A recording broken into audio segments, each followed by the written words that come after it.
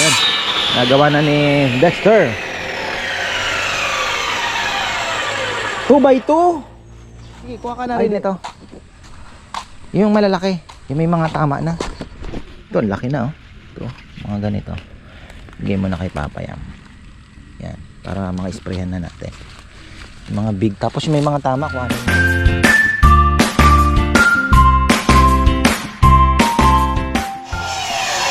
Oh, yan na. Magandang buhay. Ito na. Kompleto na tayo. Ay, hindi pala. Dexter at si Jomar, day off ngayon. Yan. Nagawa na ni Dexter. 2x2. Ay, di. 4x4. Tatlo. Okay. Sakto yan. Ewan ko. Sakto ba? Tinignan mo? Ne. Okay. Kasi yung 12 dito sa dulo. Yung 8 doon sa pangalawa. Tapos tatlong tig 4x4 na lang. Doon sa maliit na ano. Yan. Paggawa na po natin. Sakto kaya yung team ano niya? Sukat? May konting pasobra lang naman. Bagay, hindi naman natin kailangan perfect ang ano, di ba? So ayan mga ka-farmer, tayo po ay nagpapasalamat at shower tayo kagabi. Perfect rain, sabi nga nila. Kasi kung malakas naman po yung buhos ng ulan, madadali naman itong mga tanim natin, mga green leafy natin. Tapos, kung konti naman, ay hindi naman. So binigyan tayo ng perfect, alam niyo yun, yung saktong ulan lang po na medyo matagal. Ayun, nakapenetrate naman po sa lupa. Ayan o, basa pa nga yung mga dahon o. Galing. Tingnan niyo yung tingnan niyo po yung ating kangkong. Wala pa pong, may 1 linggo na ba to? Tingnan niyo kung gaano nakatataas. Kaya ito, expect natin daming palaka. Nag-akyatan na yan dahil ano na sila, tapos na yung pagkatadpole nila. Yan, nag-akyatan na. Mga ano po ito? Bullfrog. So ayun. Tingnan nyo. Oh. Sabi ko sa inyo, hindi talaga tayo mauubusan. Ang bilis. Kaya lang kailangan na po natin i-sprayhan to ng counting insecticide kong yung burdan. Pitikan mo ng kaunti. Maalis kasi kami. Yan lahat kuya. Hindi, wag na. Wala na ito. Ito pwede. Ito lagyan mo. Itong mga to wala na. Nice. Oo. Tapos yung kangkong doon, pwede pa yon. Sa dulo. Tapos yung walang laman na yan na sprayhan mo din kasi may mga uod sa ano. Pero itong tatlong ito pa-harvest na, wag na. Burdan lang na. Burdan lang. Ne. Kuya. Tapos ayan po, nakakuha tayo ng kaunting bituka. Alagaan natin tong yan fertilizer po yan. Naka-jackpot ka daw pang 1 linggo yung kinita mo sa sampalok ko nga. Ba't kinarvest yung napakaliit pa? Wala kuya, yung mga mata ng iba parang nabibighani sa mga bunga. Lagi siya pinupuntahan.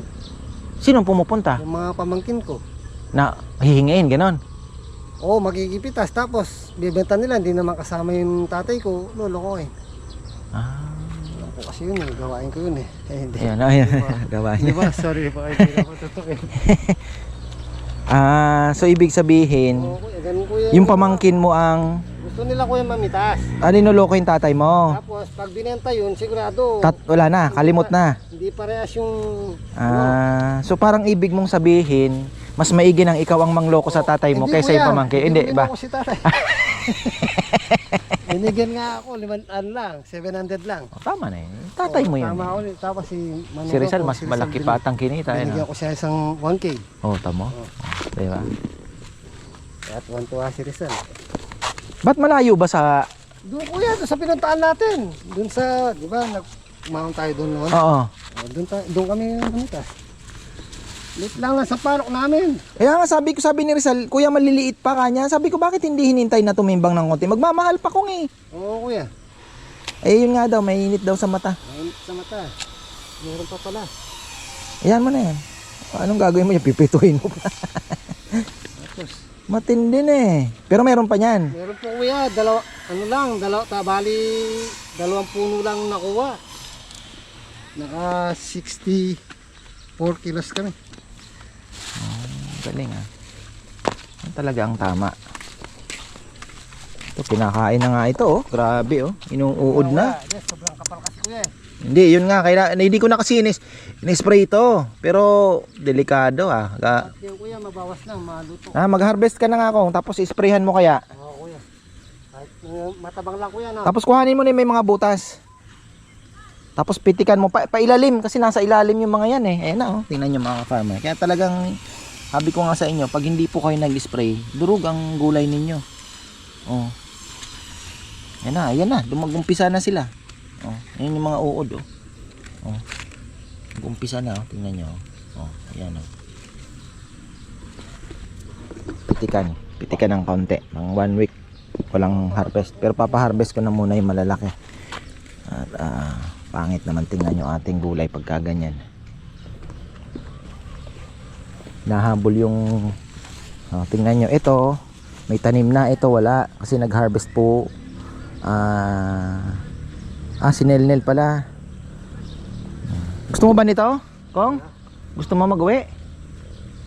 Yan na lang kuya. O, kuha ka na lang. Kasi ito wala pang tanim. Ito may tanim na po yan kahapon. Ito hanggang dito, saktong-sakto, natandaan ko.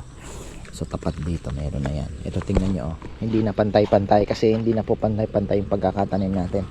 Yan, may ano na naman. Tubok. Mabalot, ah.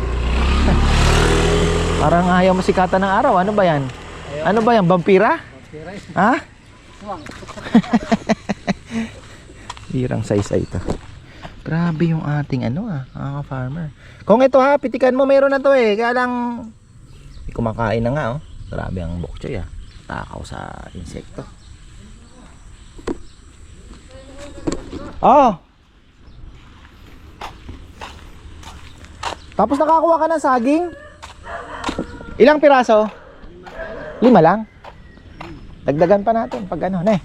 Kahit isama mo kaya sa trabaho mo minsan, umakyat ka doon. Kuya, kasi hindi kami nakapagdala kahapon dahil sa sapahan Oo. namin. Pero meron naman makukuha. Meron kuya, makakahingi ko ako doon kayo. Ayan. Kuya na yun. Hindi mo na lang. Mga 10 piraso pa Kahit naman magpaalam ka pag kahit napitas mo na, ganun. Hindi, ano kuya, pupunta naman din yun eh. Di saka binabawasan naman talaga yun, di ba? Oo, kuya, hindi pwede makapal yun. Sobrang kapal. Ilalaki yung bunga. Kaya nga. Tatay mo wala. Wala kuya, ano yung sa kanya? Tsaka ito, pwede natin kuhanin to. Ililipat natin yan. Parang ganito, yung ano yun? Ano bang saging to? Maliliit na bunga. Hindi, latundan yan. Hindi ba latundan to? Nakapitas ako noon dyan kuya, yung maliliit na bunga. Yung senyorita, yung tawag nila. Hindi, lumiit na lang. Latundan yun. Kasi wala naman kami tinanim na ganun eh. Latundan yun, kaya lang talagang natalo na. Walang natin yung gadito. Oo, kukuha tayo dyan, ilipat natin. O yun po. Wala sasakyan kuya. Ha? Itabi mo, bukas na natin didiskarte yan. Tapos pagkatapos mo kung ito na linisin mo. Yung pagtataniman natin dito. Doon. Yung ano lang, yung tataniman lang natin. Yung mga damo doon. Para. Yung damo kuya. Oo. Tapos yung mga dahon naman mabubulok. Bubulok naman yan. Anong ano nila? Anong ginagawa nitong dalawang ito? Tapon ng basura. Ang ginawa na ng sasakyan ganon yan. Ditulak. Dami namang kulong-kulong. Bakit? So eto, bago nating plot ito mga ka-farmer. Tama gawa tayo ng panibagong plot at bala kong itanim dyan. Pagka hindi po tayo nag-click sa bok choy, ang hirap ng bok choy so huwag tayo mag-give up kasi may binili pa naman ako. May spinach po akong nabili na naman, ibang variety. Tapos meron na naman ako nabiling bok choy nga na purple. Sana totoo. So ayun, kasi syempre hindi po lahat ng green leafy uubra talaga. Dahil depende po yan sa temperature ng lugar. Kagaya nung lettuce, 'di ba? Yung kinakain ko na lettuce na ano ba to? Romania, ano ba?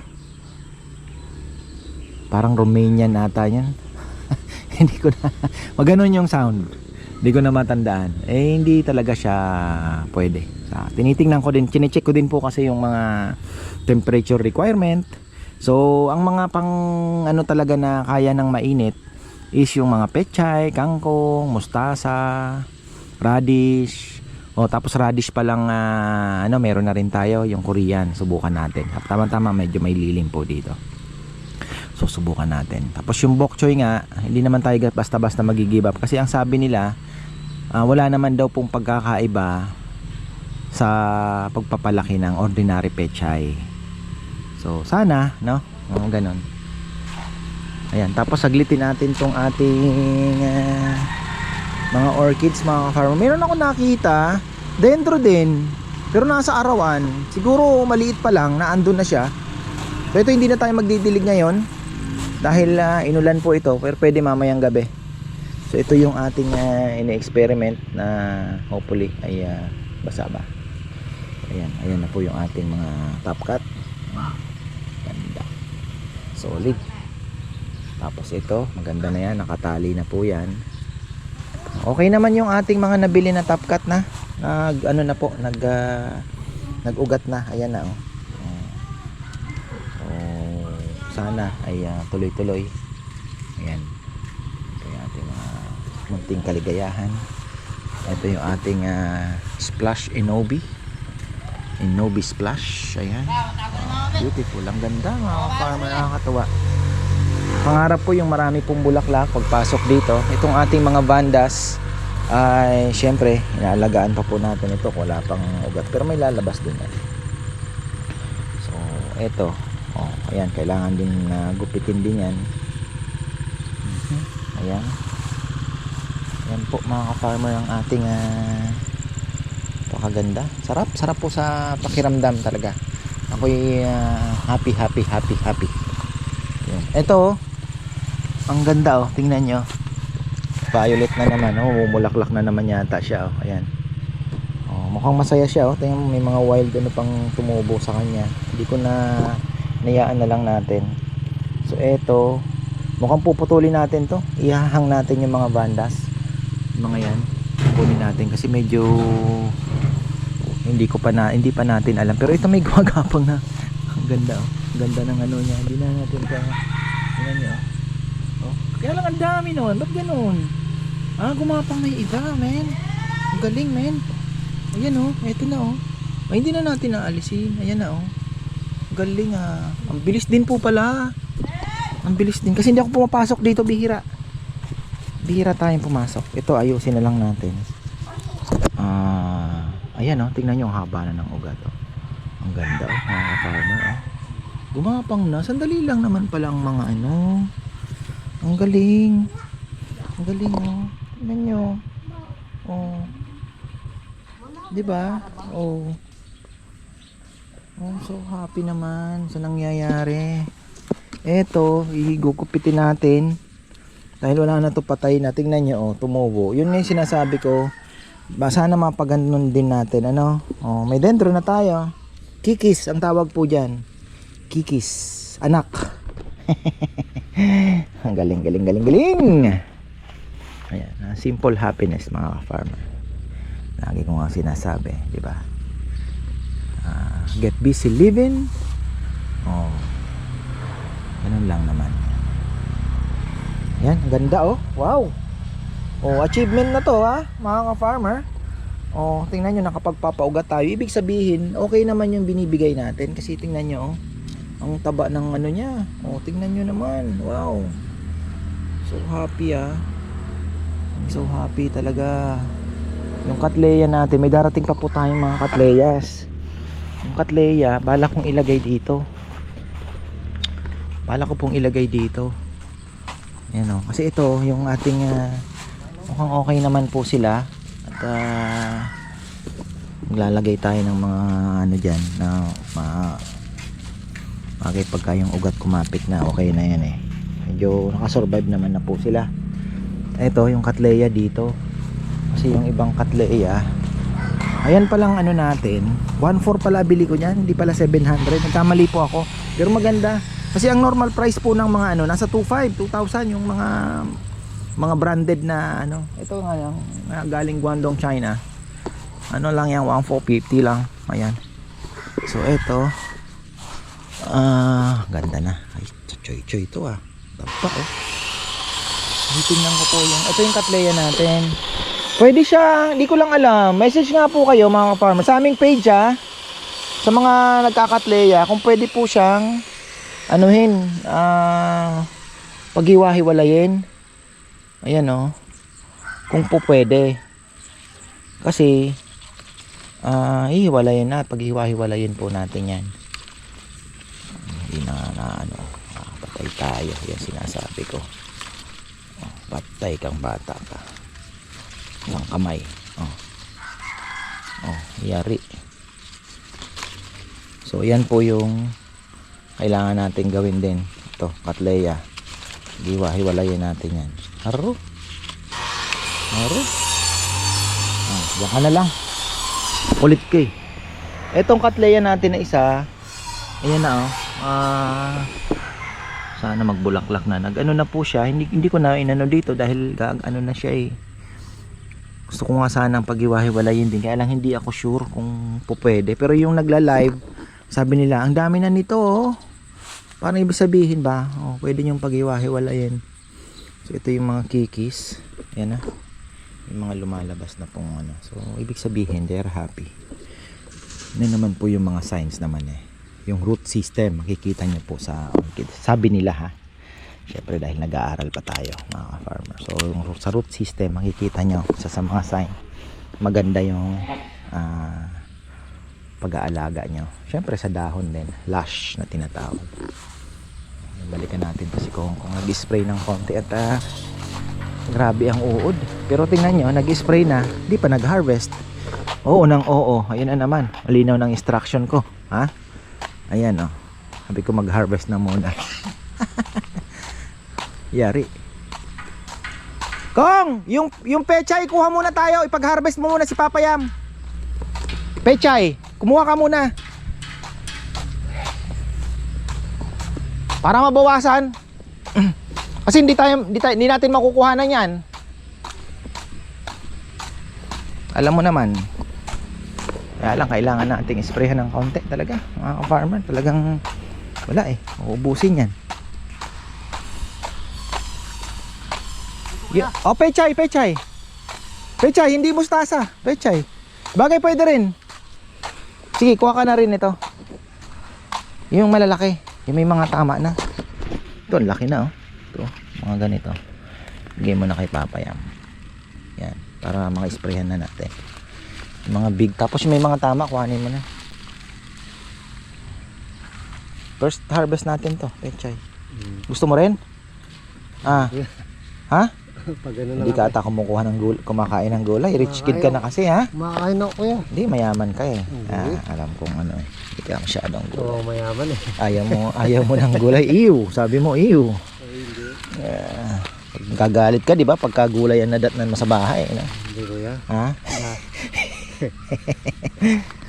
Ayan. Ano na natin to? Babawasan na natin. Kasi, sige pa. Pa. Uubusin to. Pag hindi natin ano, isang gabi lang makikita mo ang dami ng tama niyan. Ibang klase ang ibang klase ang mga uod na ito. Ito, at least healthy yung makukuha natin. Tapos ano tayo. Ayan na, mga farmer, at least bawas-bawas tayo ng ano. So ayan, ito yung ating mga avocado. Tuloy-tuloy pa rin pong paglalagay natin ng mga fertilizer dyan, mga makukuha natin sa palengke. Babaunan po natin ang babaunan ng mga hasang fresh lang. Mabubulok naman po yan eh. Mabubulok naman yan. Patong mo lang dyan po. Yan.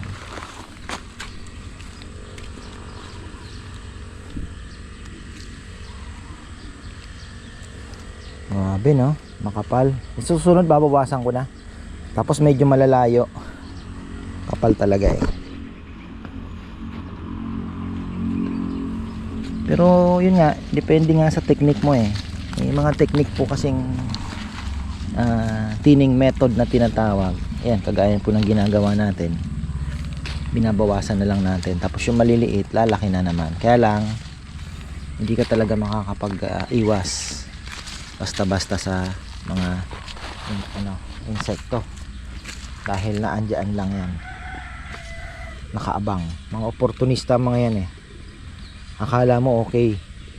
Pero pag nalingat ka, hindi ka nag-spray, bilis lang ano? Mo kahapon wala pa nga yan eh. Yung butas niya na yan, no.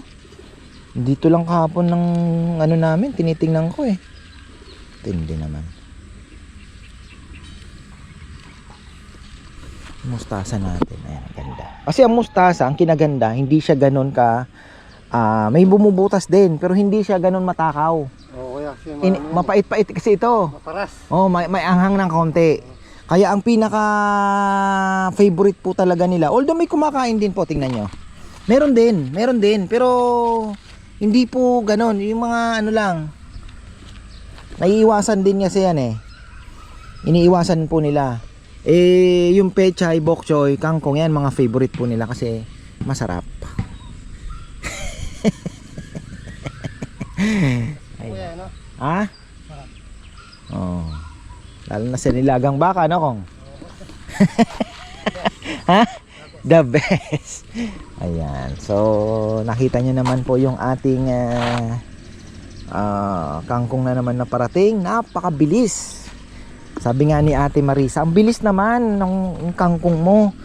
Sabi ko, ate, kasi ang requirement kasi talaga sa mga green leafy vegetable is yung, syempre yung sustansya na ibibigay mo. Given yan. Water, given. Plus yung enough sunlight. Pagka yung tatlong yon na requirement na ibigay po natin, magandang lupa, yung pataba, ba, mga alagang magnolia, yun po yung success ninyo dyan. Mabilis talaga. Lalo na po itong mga ito, green leafy, mabilis po talaga. Dahon lang eh. At maglalagay tayo ng konting fertilizer, pero bukas na.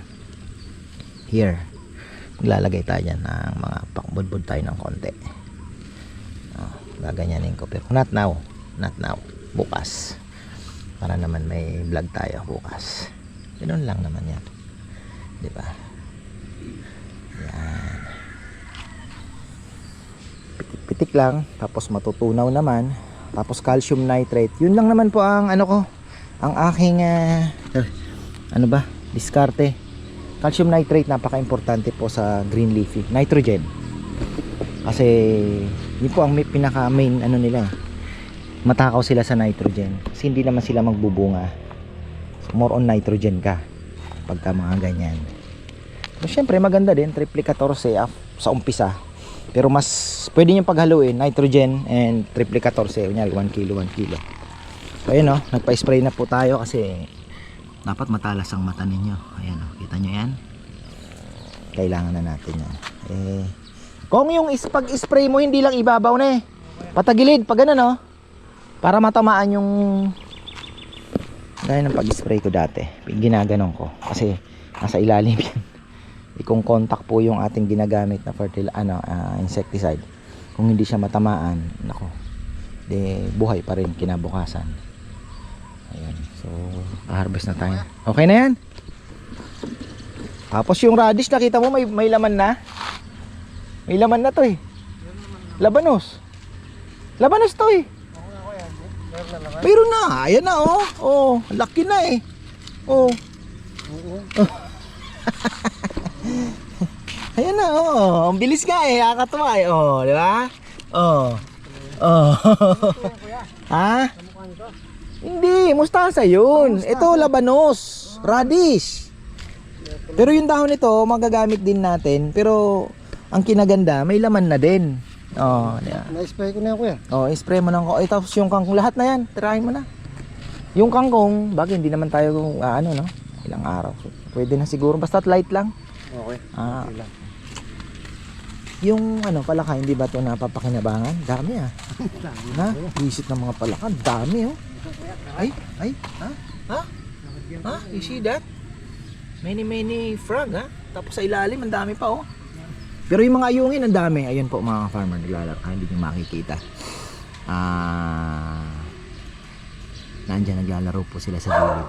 Mabibilis. Kaya alam kong okay. Ayan oh. Ay, hindi nyo makikita. Yung ano yan, yung mga huling deliver. Marami din naman po ang survivor. Kaya binibiro ko nga si tropa ko. Baka naman ka ako ano, kasi ang dami pong nag-order sa kanya. Sabi ko baka naman maka-discount tayo brother pagka may papunta kayo dito. Kasi actually yung mga ayungin po nila doon halos ano lang eh, pinupulot lang talaga nila. Lalo na ngayon ang dami. Kaya ayun. Sabi ko, oo bro, sabi niya ano, walang problema. Sana po ano, madagdagan pa natin. Kami rin kasi namatay. So ayan po ang ating activity. I'm behind. You put me behind. So ayan mga farmer, nain na natin to, tapusin na natin. Yan po yung ating activity. Gumagawa na naman tayong panibagong plot. Bukas, pag kumpleto magpapatulong po ako. Gagawa tayo ng potting mix naman na yung soil ang ano natin. Carabao manure, yung natira natin dyan na ano, plus yung konting lupa. Hahaluin natin yun. So ayan, maraming pong salamat at magandang buhay. Naku, magdidip. Naka-ready pa naman yung palay namin oh. Tingnan nyo. Pero kahapon grabing init. Good news, napakarami na pong bunga ng ating mabolo. Ang dami na. Ayan, kita nyo ba yan? Naglabasan na ang bunga ng mabolo. Ayun, nangangamoy. Pero sana hanggang dito mayroong mga maglabas ng bunga. Andyan yan eh, lalabas sa mga ganyan. Okay na, so ayan, maraming salamat at magandang buhay.